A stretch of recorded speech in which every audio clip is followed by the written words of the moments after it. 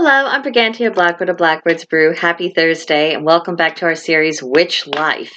This month we've been looking at the heart, and today we're going to be talking about how it is worth the risk. Everything in life involves a cost-benefit analysis, including matters of the heart. First, we must make our peace with the reality that everything in life is a risk. There's no way to change that, and we can't effectively avoid it, and honestly, it isn't healthy for us to attempt to do so. Second, we're not Vulcans, and we can't suppress our emotions completely or even for very long. Our heart is going to be affected no matter what we do, whether we want it to or not, and being hyper-protective of ourselves actually makes us more vulnerable and weaker because we're not teaching ourselves how to cope with life's inevitable storms. We are compromising our own resiliency. And third, we need to consider quality of life.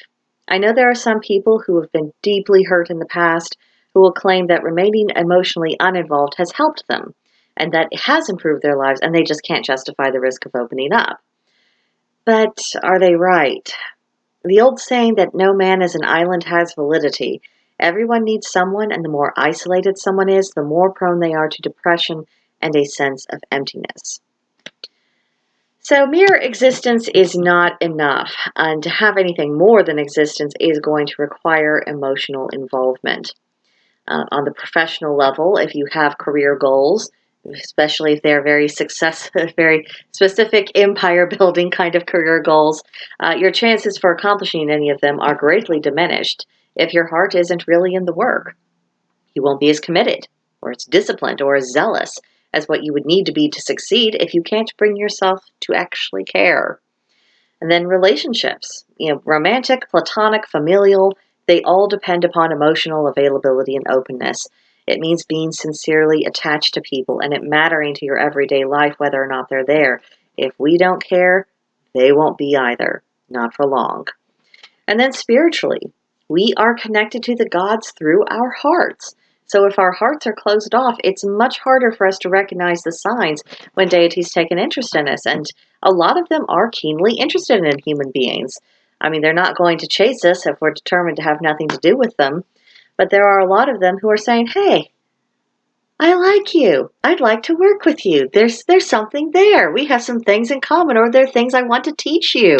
The gods are awake and they're active in our world today, and we just need to allow ourselves to be able to hear them. So clearly there are some practical and some pragmatic reasons to allow ourselves to feel and to be open-hearted, but there are other non-tangible benefits to consider. First, true healing. Emotional wounds heal in consequence of having an active heart that still loves life and what it has to offer. Keeping the heart still and actually keeps the wounds open. They can't even scab over.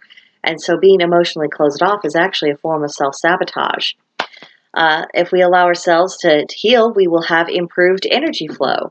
Now, as practitioners of the craft, we know just how hindered our magic can be if there's something that's out of sorts with ourselves. It could be unbalanced chakras or clogged up meridians or a bruised aura. A suppressed heart will cause problems in our energetic bodies, and that will limit our capabilities. Also, we have to think about wholeness. The heart is just as vital to us as the mind, our intuition, and our bodies. Why should we accept being less than our full selves? Life can be challenging enough without being in a diminished state. And part of the great work of the craft is about becoming a fully integrated human being who's whole and complete. So there are spiritual advantages to taking that risk to restore our hearts to their proper place. So that's food for thought, and that's the last we'll be hearing about the heart for the month of February. In March, we will be moving on to another aspect of the witch life, so I hope you will be back for that. In the meantime, let me know what your thoughts are. You can come see me at Blackbird's Brew on Discord. There's a link to join in the description box below, or you can leave a comment here. And of course, please like and subscribe, and I will see you in the next one. Bye.